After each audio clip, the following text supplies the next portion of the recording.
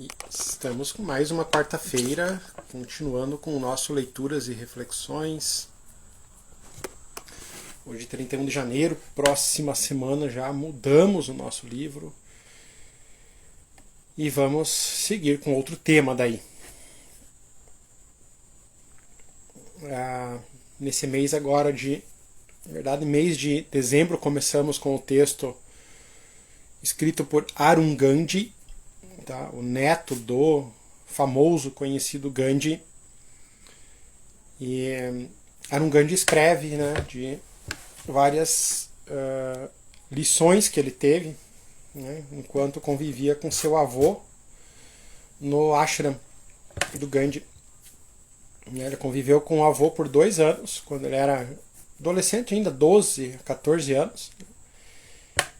E esse livro conta várias lições, né, que ele aprendeu com o avô Gandhi, chamado Bapuji, avôzinho. Como eu digo, o livro são 11 lições, mas na realidade são muito mais lições que a gente pode tirar desse livro aí. Então, quem nunca leu, recomendo que leia ele completo. Aqui a gente só está abordando alguns itens, né? Alguns textos e algumas partes do livro. O livro foi escrito, se não me engano, em 2017, então é bem atual. E vale a pena reler constantemente ele. Então, hoje nós vamos falar sobre a lição 9. Semana passada falamos sobre a lição 8, dessa vez vai ser sobre a lição 9, para nós encerrarmos esse livro esse mês. Tá? A lição 9 fala sobre os 5 pilares da não violência.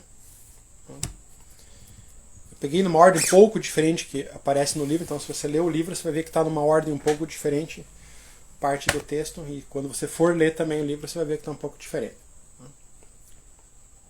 Então vamos lá. Bapuji encontrava maneiras de espalhar sua mensagem mesmo nas circunstâncias mais improváveis. Alguns anos antes de eu ir para o ashram, ele estava numa conferência em Londres que discutia o futuro da Índia. Lembrando que Gandhi, né, tem sua maior aparição aí na época também que a Índia estava sob o domínio britânico. Então ele se tornou um grande líder ali nessa mediação, intervenção ali com os britânicos, né? Então ele vivia sempre nesses encontros aí com os líderes, né, governamentais, tá? Então ele estava numa conferência em Londres que discutia o futuro da Índia. Como sempre, né, Gandhi decidiu usar a roupa de algodão fiada em casa que havia adotado como uniforme. Ele estava representando o povo indiano, cuja maioria vivia na mais absoluta miséria, e seu vestuário era um lembrete disso. Os funcionários ingleses o trataram com respeito e providenciaram acomodações elegantes para ele em Londres, com um esquema de segurança digno de um chefe de Estado. Mas Bapuji recusou. O que ele falou então, né? Eu gostaria de ficar entre os trabalhadores têxteis, de preferência na casa de algum deles, informou. Imagina, né? Gandhi vai lá para a Índia, né? Eles preparam um local super especial para ele ficar, né? Um local, né, com muitas regalias, provavelmente, né? E ele diz, não, eu quero ficar com os trabalhadores, né, que trabalham com tecido, né, na indústria têxtil. E de preferência na casa de algum deles, né? Isso deve ter chocado muitos ingleses, né? Como a gente já viu na vez passada, que provavelmente chocava ele ir com aquela vestimenta dele, né? Boa noite, Paula. Né? E encontrar o rei naquela vestimenta dele, que parecia uma fralda, né, gigante, ou com, né, uma cobertura por cima aqui, então, né, uma tanga, né, chocava, né, talvez os ingleses, né? Então eles ficaram chocados com essa questão também, né? Eu quero ir, né, eu não quero ficar onde vocês prepararam, eu quero ficar com os trabalhadores da indústria de tecido. Tá? E só relembrando, que já foi comentado, por que tecido, né, que era importante.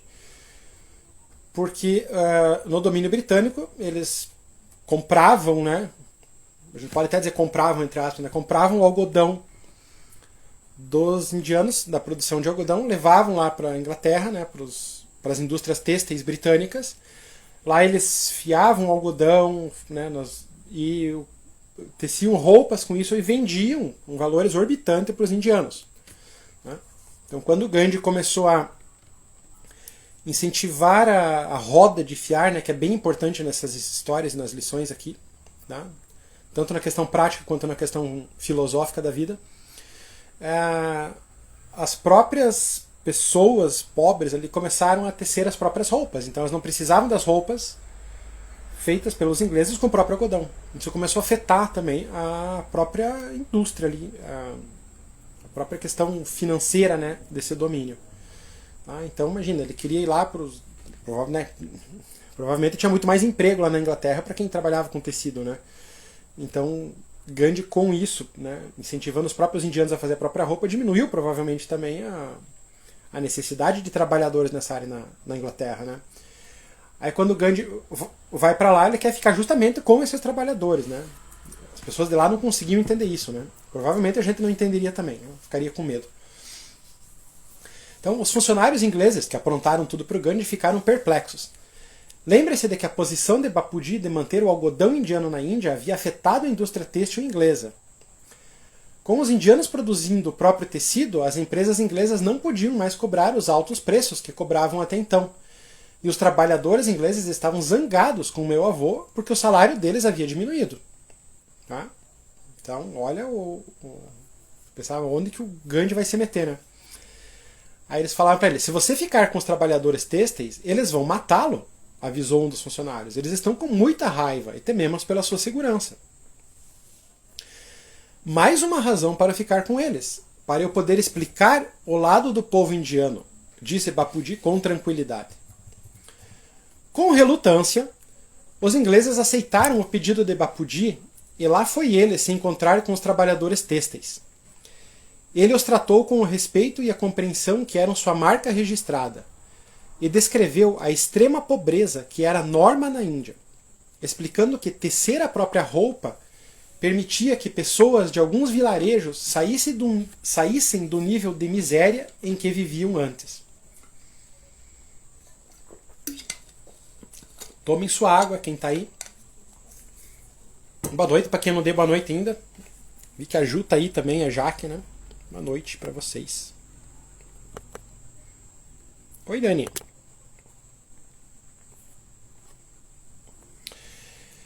Vamos lá. Continuando. Ele demonstrou compaixão pela situação dos trabalhadores ingleses.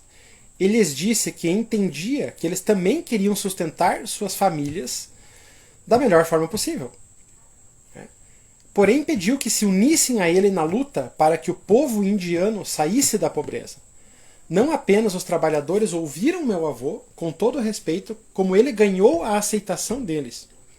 Muitos viraram seus fãs e passaram a apoiar seus esforços.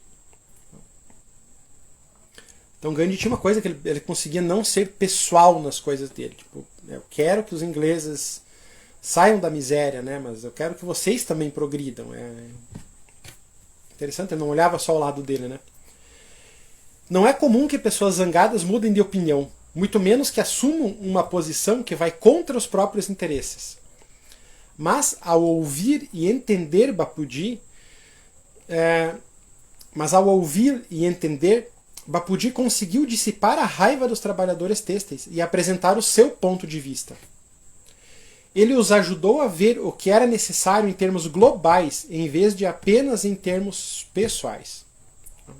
Então ele tinha essa capacidade, como na primeira lição ele fala, né, na introdução, né, que Gandhi realmente considerava que todos somos uma grande família. Então às vezes essa fala surge muito na gente, né? Todos somos somos uma grande família, né? Mas nem na própria família que mora com a gente consegue ser um pouco mais global, né? A gente pergunta, né? A gente consegue entender o ponto de vista do outro, expor o próprio ponto de vista sem querer impor para o outro alguma coisa, tá? Então às vezes a gente usa muito palavras globais, somos mas no dia a dia a gente não age assim com os que estão bem perto da gente, que supostamente a gente diz que ama, né? uma boa questão que surge disso, que surge dessa observação dele né? Que ele diz que é muito difícil alguém com raiva, né, aceitar até o ponto de vista do outro, né? Porque o que acontece às vezes quando alguém está com raiva de você, né? Muito provavelmente você não ouviu essa pessoa e não entendeu essa pessoa direito, tá? Então é uma possibilidade, tá? A pessoa está com raiva porque ela não foi ouvida por você, você não quis nem entender o ponto de vista dela, tá? Ou ainda após isso você ouvir, entender, né? Não de fato, né? Você vai expor o seu ponto de vista, mas como sendo o seu certo e o outro errado, tá? Que é uma coisa que viu na lição passada também, né? A questão da arrogância que a gente tem às vezes em impor o nosso próprio ponto de vista, tá? E o yoga fala muito nisso, né? Que isso é violência, tá? Imposição do ponto de vista é uma forma de violência. E a não aceitação do outro também é uma forma de roubo, né? Eu não permito que o outro tenha suas próprias opiniões e pontos de vista, tá? Então a dificuldade que nós temos é sair desse campo pessoal e pensar no global, no total, tá? Então a gente fala muito às vezes em humanidade, mas nem dentro da própria casa às vezes a gente consegue fazer isso, né? Ou no trabalho, que são pessoas que a gente vê todo dia, tá? Então, continuando. O movimento de Bapudi é, em geral, valorizado pela não violência reativa.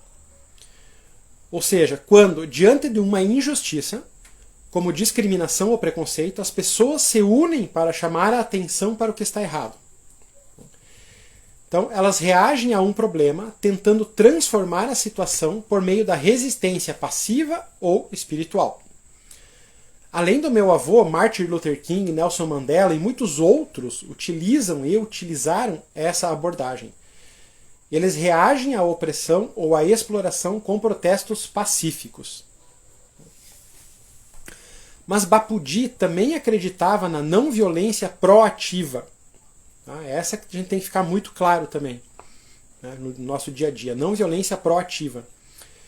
O que significa preparar o terreno com antecedência para as boas ações que virão. Se você plantar as sementes da compreensão e da compaixão, elas se transformarão em árvores frondosas, capazes de criar uma proteção contra as injustiças que ainda virão. Então ele não queria só cessar a violência imediata que estava acontecendo no momento. Tá? Nosso ajudante passando aqui hoje. Tá?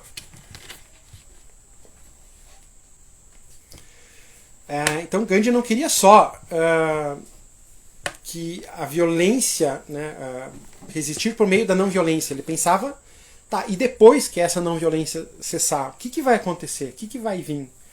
Tá? Como é que eu posso impedir que isso aconteça de novo? Tá? Essa que é a questão.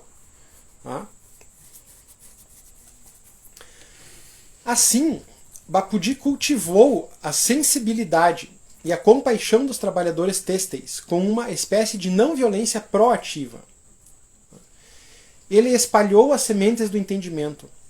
Sem isso, os trabalhadores podiam ter explodido em violência e tentado reprimir ou destruir os indianos que buscavam sair da miséria. Em vez disso, passaram para o lado deles. Passaram a apoiar a causa do Gandhi. As pessoas sempre pensam que meu avô era intransigente em seus princípios e estava disposto a manter sua posição na luta por justiça, mesmo que sozinho. Mas alguns dos historiadores mais criteriosos, e eu diria corretos também, destacaram que, acima de tudo, ele era um negociador. Entre suas maiores habilidades estavam a empatia e a compreensão da posição do oponente. Isso é uma coisa que a gente pode ter bem claro, estampado assim, né? Que, acima de tudo, ele era um negociador. Tá? Então, habilidades de empatia e compreensão da posição do oponente, do outro. Tá? Às vezes o outro nem é oponente da gente, como eu digo, é a pessoa que a gente considera que ama e a gente não tem empatia nem compreensão e muito menos é negociador. Né? Em muitos casos a gente vira um ditador de fato, né, com falta de humildade total, humanidade. Né? Tem um autor que é lembrei agora, da psicologia corporal, Federico Navarro. Tá? Ele dizia que vamos dizer assim, a saúde, né, do ser humano pode ser... eu não dizia exatamente assim, nas minhas palavras, tá? A saúde do ser humano a gente pode medir através de três itens, né? O grau que está essas três coisas na gente, né? Humor, humanidade e humildade, tá? Então Gandhi falava muito aqui da humildade também, tá? E humanidade, tá? E o Navarro coloca o humor também, tá? Então é bom a gente pensar nisso, né? O quanto a gente vira ditador com as próprias pessoas que a gente ama, às vezes, tá? Com falta de empatia e de compreensão. Então Gandhi pensava nisso em termos de humanidade, né? Negociava as coisas, né? Mas não só negociava para o seu país, mas ele pensava na humanidade como um todo. Tá? Então sua primeira tentativa foi negociar com o governo britânico, mantendo o respeito e a calma. Mas Bapuji logo percebeu que a negociação não levaria a lugar nenhum e que precisava adotar uma abordagem diferente. A pacífica Marcha do Sal foi apenas um exemplo de como suas ações passaram para o nível seguinte. Os indianos que queriam ser livres e independentes estavam com muita raiva, e muitos incidentes violentos e explosivos tiveram lugar em todo o país. Então uma das coisas que Gandhi fez também, né, ele fez muita greve de fome, inclusive, né, para que as pessoas que viam nele uma imagem positiva e de libertação contivessem a sua própria violência. Tá? Então, para essas pessoas, meu avô lhes ofereceu uma forma positiva de verbalizar seu descontentamento e de se empenhar por uma mudança que tornaria tudo melhor.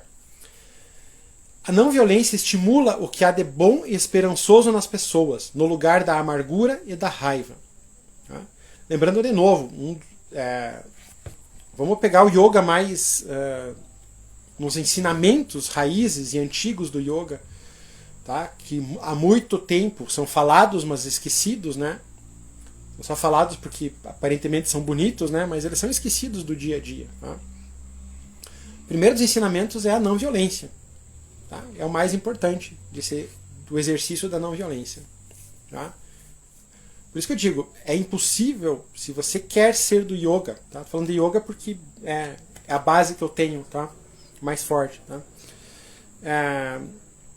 Quem é do yoga é yoga todo dia, o exercício do yoga. Tá? E exercício do yoga não é você ficar fazendo um monte de posturas. Tá? É também, mas não é o mais importante. O mais importante seria desenvolver a não violência. E como eu faço isso? Em cada momento que eu estou com alguém. Tá? A não violência se desenvolve a cada momento. Então o yoga é 24 horas por dia de atenção para com a não violência. Tá? Um yoga mais dos ensinamentos raiz. Tá? Os yogas mais modernos esqueceram um pouco disso. Tá? O mais importante é a não violência. Então o yoga é muito de acordo com essas questões do Gandhi aqui. Tá? A conduta calma e o sorriso fácil de meu avô lembraram as pessoas que buscar oportunidades pacíficas é sempre melhor do que ficar mergulhado no desespero. Tá? Aí eu fiz um parênteses no livro aqui. Tá? Eu fui buscar nesse texto mesmo, tá? Num outro canto, o que foi essa Marcha do Sal. Tá? Quem já assistiu o filme do Gandhi são cenas bem impactantes do filme, assim, tá? Que vale a pena assistir. Tá? Então, vou fazer um parênteses aqui para ler um pouquinho sobre a história da Marcha do Sal. Tá? Só para dar ele fala aqui do contexto, vou ler. Muitos falam com admiração da Marcha do Sal, que ele liderou em 1930 como forma de protesto não violento contra o domínio britânico. O sal era um artigo de primeira necessidade na dieta indiana. Mas os cidadãos eram proibidos de extrair ou vender o próprio sal e tinham que comprá-lo dos ingleses, que além de tudo ainda taxavam com um pesado imposto. Assim como era acontecido, né? Então, os próprios indianos não podiam extrair o próprio sal. Tá? Nem que fosse, não precisava ser nem fosse para consumo próprio, né? Mas até para negociar. Não podiam fazer isso. Somente os britânicos, os ingleses podiam fazer isso. Então eles levavam o sal, sei lá, embalavam, faziam alguma coisa com o sal e vendiam o sal de volta com preço daí exorbitante. Tá? Meu avô decidiu colocar fim à taxa do sal. Meu avô decidiu que colocar fim à taxa do sal era uma parte essencial de sua próxima campanha não violenta. Ele havia acreditado durante muito tempo que era possível negociar com os ingleses e encorajá-los a serem mais justos. E inclusive enviar uma carta sincera e profunda ao vice-rei, descrevendo os problemas e as injustiças que pretendia que fossem corrigidas. O vice-rei respondeu com um bilhete de 4 linhas, dizendo apenas que Gandhi não devia infringir a lei. E uma das leis era: vocês não podem coletar o próprio sal, pegar o próprio sal, fazer o próprio sal, isso aí. Então Gandhi anunciou seu plano de caminhar por cerca de 400 quilômetros até o Mar Arábico. Quando chegasse lá, desafiaria a lei e apanharia um punhado de sal à beira-mar. Quase todo mundo do ashram onde morava na época quis se unir a ele, mas Bapuji escolheu apenas alguns para acompanhá-lo. A pessoa mais jovem da marcha tinha 16 anos. Meu avô tinha 61 na época. Era o mais velho. Na manhã que partiram, todos no ashram acordaram antes do amanhecer para vê-los partir. Milhares de pessoas das cidadezinhas próximas também se reuniram e vieram repórteres de toda a Europa, América e Índia. A cada dia da marcha, meu avô fazia uma parada em alguma cidade ao longo do caminho e explicava seu plano. E mais pessoas se juntavam à comitiva. Esta é a luta não de um homem, mas de milhões, afirmou ele num vilarejo onde cerca de 30 mil pessoas se reuniram para ouvi-lo e oferecer apoio. Quando Bapuji chegou ao litoral, né, um outro texto fala que ele estava andando também pelo litoral, ou que muitas pessoas se uniram a ele nos seus próprios locais perto do litoral. Tá? Então, quando Bapuji chegou ao litoral, um mês depois, centenas de milhares de pessoas caminhavam ao seu lado. Então, na cena que se tornaria célebre, meu avô foi à praia, se abaixou e apanhou um punhado de sal natural da lama. Ele pegou aquela lama que representava ali, continha o sal. Tá? Então, com esse sal estou abalando os alicerces do império, anunciou. Ele tinha desafiado os ingleses. Sem violência, nem raiva, havia mostrado que subjugar as pessoas é errado. Seu amigo Desai, que estava a seu lado, mais tarde relatou que, quando viram Bapuji na praia, outras pessoas da multidão também apanharam sal, rindo, cantando e orando. Toda a Índia parecia estar reagindo. Os ingleses logo apareceram, né, logo no decorrer de toda essa marcha em vários locais, né, e prenderam meu avô e cerca de 60 mil pessoas. Mas a mensagem havia sido enviada a outros milhões, e outros milhões continuaram adotando a desobediência civil. Tá? Então, desobediência civil era uma forma de Gandhi agir de forma não violenta. Tá? A gente escuta essa palavra de desobediência civil, pensa em sair quebrando tudo. Né? Só que isso é pior para todo mundo. Né? Então, desobediência civil pacífica. Tá? Que nem ele fez ali, ok, né? Não quer que eu tire sal, me impeça de chegar lá. Né? E eles foram impedidos, né? Conseguiu chegar, mas foram todos eles presos. Mais de 60 mil pessoas e provavelmente muito mais, né? Mas imagina o impacto que dá isso, né? 60 mil pessoas, né, numa região sendo presas, né? E repórteres do mundo todo, então começa a ter umas influências globais isso aí. Tá? Então, ao longo de toda a costa, nacionalistas indianos se reuniam em imensas multidões para extrair sal. Não havia espaço suficiente nas cadeias para todo mundo. Tá? Então, né, prendam. A ideia era essa. Tá? Estamos desobedecendo? Prendam. Tá? Mas nós não vamos reagir com violência. Tá? Tem uma outra lição que fala, inclusive, né, como eles não reagiam com violência. Né, lógico, em alguns casos, né, não vou dizer em todos, mas assim, em muitos casos, os próprios guardas que os prendiam não conseguiam agir com violência para com eles na prisão. Né, justamente porque eles não reagiam, tá, com violência. Mas nem por isso se cediam, aceitavam todas as coisas que eram colocadas. Tá? Eles não aceitavam a injustiça, mas não reagiam de forma violenta. Então, voltando agora ao texto. Tem um outro texto bem interessante, tá? Que se chama... é baseado numa tese de mestrado de um autor chamado Ricardo Ribeiro de Almeida. Tá? Se chama Psicanálise da Não Violência em Gandhi. Tá? É bem interessante, ele analisa algumas coisas do processo de Gandhi, inclusive a marcha do sal, sobre o ponto de vista da psicanálise psicológica. Tá? É um texto que vocês conseguem encontrar. Tá? A Psicanálise da Não Violência em Gandhi. Tá? Vale a pena dar uma lida. Quem se interessa aí por psicologia, psicanálise, umas coisas assim, vale a pena. Tá? Continuando. Alguns anos depois da Marcha do Sal, o parlamento britânico promulgou a Lei do Governo da Índia, que foi o primeiro passo para levar autonomia aos 300 milhões de indianos. Muitos a consideraram uma grande vitória para meu avô, mas ele queria ter certeza de que sua mensagem fundamental de amor e não violência seria ouvida. Seu objetivo não era apenas simplesmente substituir um governo por outro, seu movimento ia além da política. Tá? Ele não queria simplesmente, saem os ingleses, os britânicos, e agora fica um governo indiano. Tá? Mas se não houvesse essa questão de, como ele fala, do amor e da não violência, é só trocar os 6 por meia dúzia, né? Você vai trocar um governo por outro. Tá? E quantas vezes a gente não vê isso na nossa própria história política, por exemplo, né? Às vezes é trocar uns 6 por meia dúzia, porque metade se agrada, depois se desagrada com o outro, daí a parte se agradou de novo, parte se desagrada. Tá? Não tem uma questão de realmente um bem maior, parece, pensando a longo prazo, futuro, tá? Pensando em termos globais. Tá? Então, um jornalista da época que se opunha, era contrário às posições de meu avô, descreveu um encontro que tivera com alguns dos indianos que assumiram os cargos dos funcionários ingleses. Ele os achou tão arrogantes e frios quanto as pessoas que iriam substituir. É o famoso 6 por meia dúzia. Se você não...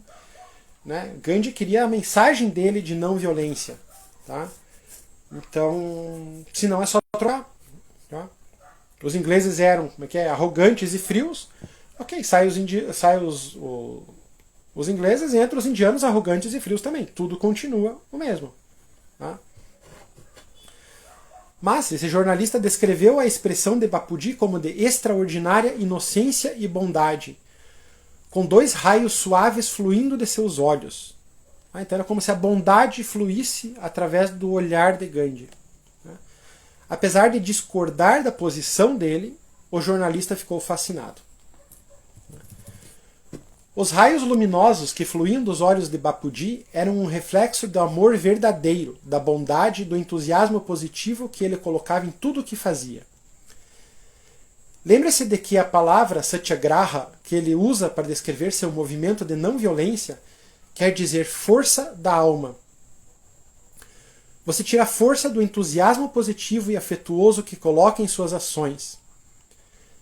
Ele nunca encarou seu movimento em termos estritamente utilitários. Meu avô queria convencer os ingleses a mudar de posição, mas também queria levar mais compreensão e uma luz positiva ao mundo. Lembrei de uma coisa quando estava lendo aqui, quando eu falei do Navarro antes, né? Da psicologia corporal, algumas coisas assim.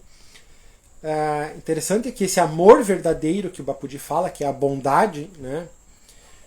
Ela surge realmente depois que nós ultrapassamos algumas barreiras. Tá?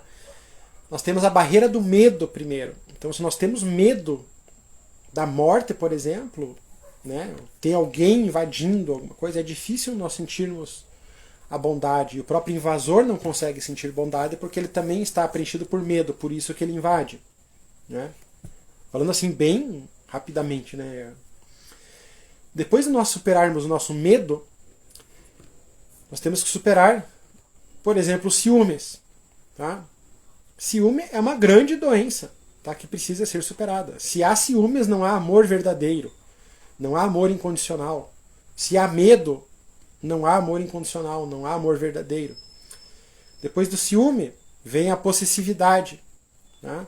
Enquanto houver possessividade, né? Enquanto você permite ao outro certas coisas e não permite certas coisas, você está querendo controlar, você é arrogante, você está sendo possessivo.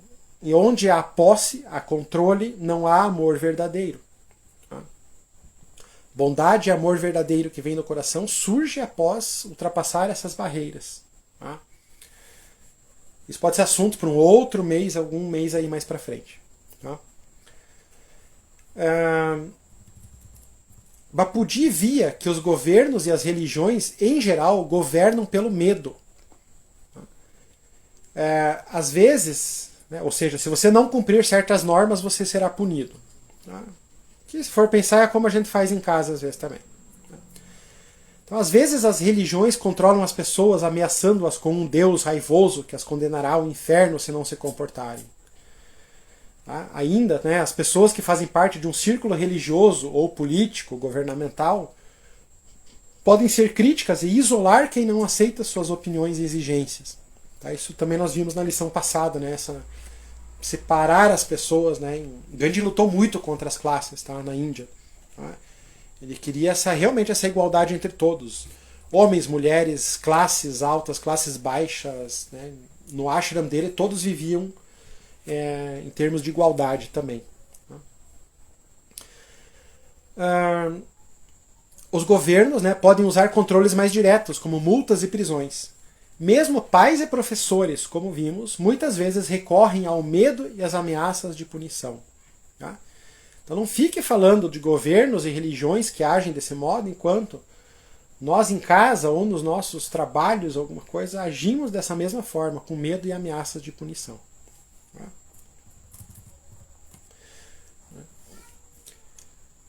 Bapudi acreditava que precisamos conduzir o mundo através do amor, não do medo. Ele demonstrava amor, bondade e otimismo, e as pessoas se aglomeravam para estar perto dele. Tá? Então, uma outra coisa que lembrei do yoga agora, tem o Sutra, se não me engano, 2.35 dos ensinamentos originais do yoga, né? Que diz que na presença daquele que está firmemente estabelecido na não violência, cessam todas as animosidades. Tá? Então Gandhi estava firmemente estabelecido na não violência. Então ele conseguia aglomerar pessoas à volta dele que cessavam as violências dentro de si mesmo. Tá? Então Gandhi dizia: conduza o mundo através do amor e não do medo. Meu avô queria que as pessoas entendessem que as nuances da não violência vão muito além de simplesmente evitar a violência física. Ele vivia de acordo com os 5 pilares da não violência. E queria que eu também tentasse segui-los. Então busquei viver de acordo com esses 5 fundamentos. Tá? Uma coisa que eu acho interessante, né? Olha ali, o Arun Gandhi foi dos 12 aos 14 anos, né? Convivia lá com o Gandhi. Ele era um adolescente, né? Pré-adolescente, adolescente. O quanto a presença de alguém especial perto desse adolescente, conversando com ele, entendendo ele com amor verdadeiro, é capaz de produzir. Para a vida inteira, Arun Gandhi levou esses ensinamentos e procura transmiti-los, né, o tempo todo. Como eu digo, só consegui ler com vocês poucos textos ainda, parte de cada um deles, né, mas tem muitos mais ensinamentos que ele comenta nesse livro. Tá? Então, os 5 fundamentos, né, que Gandhi coloca são respeito, compreensão, aceitação, apreciação e compaixão. Tá? Vou repetir porque é importante. Respeito, compreensão, aceitação, apreciação e compaixão. Às vezes escuto as pessoas dizerem que Bapudi tinha uma visão utópica, impossível de se transformar em realidade. Mas acho que é o oposto. Os princípios que ele criou são absolutamente básicos para a civilização. Nós é que os ignoramos por nossa conta e risco. O respeito e a compreensão pelas outras pessoas, qualquer que seja sua religião, etnia, casta, nação, é a única forma do mundo poder seguir em frente. Construir muros e divisões sempre provoca efeitos indesejados, levando a raiva, rebeliões e violência. Tá? Então observa se alguém está com raiva para com você, observa se não é você que construiu muros e divisões. Tá? Se você não está separando essa pessoa. Tá? Porque ela tem alguma outra crença ou alguma outra religião, mora em algum outro lugar, pensa de uma outra forma, faz alguma coisa de forma diferente de você. Observe se você não separa isso. Isso gera raiva, gera rebeliões e violências. Por outro lado, quando respeitamos e entendemos uns aos outros, naturalmente evoluímos para o terceiro pilar, da aceitação. A capacidade de aceitar outras visões e posições nos permite ser mais fortes e sensatos. Os outros dois pilares da não violência, a apreciação e a compaixão, ajudam a trazer felicidade pessoal, uma sensação de realização e mais harmonia no mundo. A apreciação tem repercussões profundas e pode fazer uma enorme diferença na vida de cada um de nós. As pessoas mais felizes são aquelas que conseguem apreciar a beleza e a bondade ao seu redor. E eu diria também, inclusive, apreciar a beleza da diversidade, né? Apreciar alguém que faz algo diferente. Apreciar alguém que tem uma religião diferente, uma crença diferente. Apreciar alguém que tem uma etnia diferente, tá? Que tem opiniões diferentes. Tá? Com respeito. Né? Então, como diz, apreciar essa pessoa com respeito, com compreensão, mas apreciar isso, essa diversidade. Tá? É muito fácil encontrar razões para reclamar, criticar e apontar o que está errado. Tá? Podemos ter muito mais alegria se escolhermos procurar algo para apreciar todos os dias. Bapudi era um mestre em apreciar o mundo que o rodeava. Ele procurava o lado bom de todo mundo. Muitas vezes, quando eu visitava a Índia, encontrava crianças e famílias que tinham muito menos do que a maioria dos americanos tem. E ainda assim pareciam apreciar bem mais o que possuíam. Penso que embotamos nossa capacidade de apreciar o que temos ao nos afundarmos em tantas bugigangas. A maioria de nós não vai adotar a simplicidade radical de Bapudi, mas podemos usá-la como um exemplo e lembrete de que, às vezes, menos é mais. Menos bens materiais e menos distrações podem levar a mais apreciação, gratidão e felicidade genuína. Olhe para a sua vida como se estivesse de fora e pense em todas as pessoas que ficariam felizes em estar no seu lugar. Tá? Então, mesmo às vezes a gente fazendo umas coisas tipo diários de gratidão, cadernos de gratidão, tem várias coisas nesse sentido. Tá? Às vezes é difícil sentir uma gratidão genuína ainda, porque a gente está tão envolvido com as distrações e perturbações, né, que é difícil. Uma forma que eu gosto de fazer, estimular a gratidão nos dias que é mais difícil, tá, é pensar em termos de privilégio. Tá? Né, o que na minha vida eu sou privilegiado. Tá? Então, pelo fato de eu encontrar algo que eu sou privilegiado, eu sou grato por isso. É uma forma que eu faço muitas vezes. Tá? Então, né, comece a pensar agora o que você é privilegiado. Tá? Então, você pode ser privilegiado por ter um corpo que funcione com todos os membros. Tá? Você pode sentir que é privilegiado porque você tem um teto para morar. Você tem uma casa para morar. Tá? Você é privilegiado porque você tem um prato de comida todo dia. Isso é um privilégio. Tá? Você conseguiu estudar. Isso é um privilégio. Tá? O que você é privilegiado? Comece a pensar a partir de agora. Tá? Com isso você vai conseguir apreciar mais as coisas do dia a dia. Tá? Então, né, às vezes, né, tem tanta fala de gratidão que fica uma coisa meio forçada a gente fazer. Tá? Então, mesmo forçada é legal. Né? Mas uma forma que eu gosto de estimular a gratidão é pensar no que eu sou privilegiado, no que eu fui privilegiado na minha vida. Tá? Isso ajuda também a ter mais empatia e compaixão para com os outros também. Tá? Apreciar mais a minha própria vida e respeitar e compreender mais os outros. Tá? Faça uma lista do que você aprecia nos seus familiares e amigos. Tá? Você pode guardar essa lista numa gaveta e olhar para ela nos dias em que precisar lembrar que a gratidão vem de dentro, não de fora. Tá? Essa é uma sugestão do Gandhi. Então aqui, faça uma lista do Arun Gandhi. Faça uma lista do que você aprecia em seus familiares e amigos. Tá? Eu diria pra gente não guardar, porque a gente esquece bastante disso, né, com os familiares e amigos. Então, coloca ela como alerta no celular, assim, a cada hora você fica vendo essa lista, tá? Do que você aprecia nos familiares e amigos. Tá? Cometemos uma violência com nós mesmos quando concentramos a atenção no que está faltando, em vez de apreciar as dádivas que recebemos. Você não precisa seguir uma religião específica, ou mesmo qualquer religião, para apreciar as maravilhas e os mistérios do mundo. Eles estão aqui para todos nós. Ao apreciar mais coisas, você pode mudar sua atitude e sua perspectiva do mundo. Muitas vezes nos concentramos apenas naqueles que têm mais do que nós. Um grande problema que o outro autor fala, que o Osho o problema não é nem se concentrar no outro, nem se comparar com o outro, porque isso é natural, digamos, né, se comparar com o outro. Só que a partir daí nós passamos a competir com o outro. Tá? Eu posso olhar para o outro, ver que ele tem mais dinheiro, ver que ele tem mais saúde, ou ver que ele tem menos dinheiro, menos saúde. Tudo bem, isso eu olho e eu vejo as coisas, né? Eu vejo alguém que domina alguma coisa mais que eu posso me inspirar dizendo, uau, que capacidade. Isso é uma comparação. Só que o problema é quando entra competição entre as coisas. Eu quero ser mais que o outro. Tá? Aí o problema é competição. Tá? Então eu não quero que o outro, que é menor que eu, cresça, porque senão ele vai ficar maior que eu. O problema é competição. Tá? Então nós queremos competir muitas vezes com quem tem mais e com quem tem menos que nós. Tá? Em vez de apreciar essas diferenças, a individualidade, a história de cada um. Tá? Isso é respeito, que é o primeiro pilar ali que foi comentado.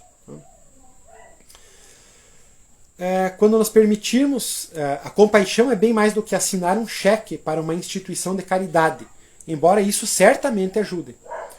Quando agimos com compaixão, paramos para descobrir os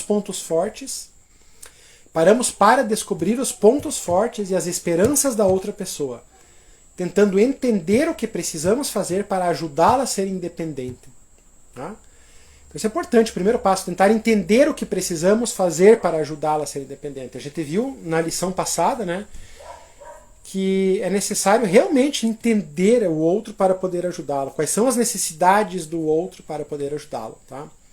Quem não viu a lição passada, reveja lá, tem uma das histórias que eu mais gosto, né, que é de alguém que foi lá pedir a bênção do Gandhi e ele disse não, né? Até que ele cumprisse algumas coisas e entendesse algumas coisas. Tá? Então, compaixão, a gente quer ajudar, às vezes mete o pé pelas mãos, como a gente diz, né? Coloca o carro na frente dos bois e se perde tudo. Porque a gente não quer entender o que o outro precisa também. Entender o que a gente pode fazer para ajudar. Tá? Quando nos permitirmos agir com compaixão, reconhecemos a necessidade de amor próprio do outro e tratamos todo mundo de forma igual. Quando você entende os outros e os acolhe em sua vida, os pilares da não violência de Bapudi se tornam essenciais para o bem-estar e a paz de cada um de nós e do mundo como um todo. Imagine a felicidade que poderemos sentir e compartilhar quando vivermos de acordo com esses 5 pilares: respeito, compreensão, aceitação, apreciação e compaixão. Então esses são os 5 pilares da não violência, tá? Que a gente poderia ter, são 5 virtudes, vamos colocar assim, que a gente poderia explorar aí. Então com isso nós finalizamos, né, o Leituras e Reflexões desse mês com esse texto do Arun Gandhi, Virtude da Raiva. Tá? Quem acompanhou, espero que tenha gostado desse texto, é um texto muito bacana. Tá? E não sei ainda o que vamos abordar no mês de fevereiro, tá? Mas eu aviso vocês em breve. Tá? Nessa semana ainda eu já decido e já envio para vocês. Tá? Em março, já avisando, nós teremos um grupo, mais um grupo do Leituras e Reflexões. Tá? Daí vai ser, além da quarta-feira, teremos mais um dia, mas daí com um grupo fechado. Tá? Onde nós vamos, quem quer participar daí, né, nós teremos um pouco mais de leituras e algumas práticas em cima do texto que nós estamos trabalhando, tá, no mês. E vai ser um grupo fechado, vai ser um grupo com uma assinatura mensal, tá, que você pode se beneficiar mais daí. E uma das coisas de você participar desse grupo é que você vai poder ajudar também a escolher qual o tema do próximo mês, tá? Então vamos juntos daí definindo qual o tema do próximo mês, tá?